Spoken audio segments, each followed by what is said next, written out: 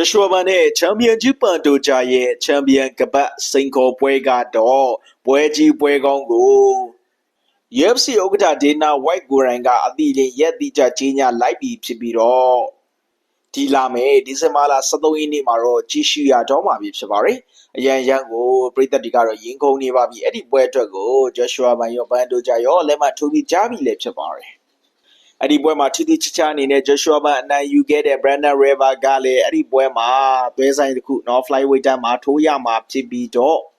သူကိုယ်တိုင်ကလည်းဒီဇင်ဘာလမှာထိုးရမယ့်ပွဲတက်လက်မှတ်ထိုးထားပြီးဖြစ်ကြောင်းနော် Brandon River ကဒီကနေ့မှာ Instagram မှာပြည်သက်တွေကိုမျှဝေပေးခဲ့တာကိုလည်းတွေ့ရတယ်ပေါ့နော်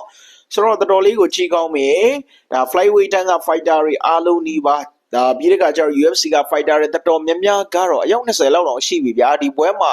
ပန်ဒိုဂျာကတရားရခိုင်တော့အနိုင်ရသွားလိမ့်မယ် Joshua ဘန်ကတကယ်ကိုကောင်းတဲ့ MMA fighter ပါ boxing တော်တော်လေးကိုကောင်းတယ်ဒါပေမဲ့အချက်လက်တွေကပန်ဒိုဂျာကိုနိုင်ဖို့ဆိုတော့လုံးဝမဖြစ်နိုင်ဘူးเนาะ80-20ရခိုင်တော့ပဲဆိုပြီးတော့ပြောဆိုနေကြပြီလေဖြစ်ပါတယ်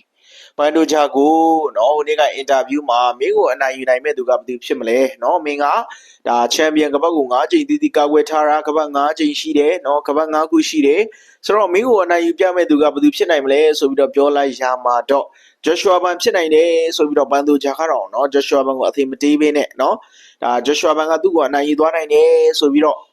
Joshua ဘန်ကို respect ရှိပြောသွားခဲ့တာပဲဖြစ်ပါရီဒါကြောင့်မလို့ပန်ဒိုဂျာကတော့ Joshua ဘန်ကိုအခုကတည်းကကပတ်တောင်ပေးနေပြီဆိုပြီးတော့အားလုံးကဝိုင်းဆနေကြပြီဖြစ်ပါရီJoshua ဘန်နဲ့ပန်ဒိုဂျာရဲ့ပွဲကြီးကတော့တကယ်ကိုမှဂန်နဝေမြောက်ပွဲဖြစ်သွားမှာဖြစ်ပြီးတော့ Joshua ဘန်ပြောခဲ့သလိုမျိုးပဲ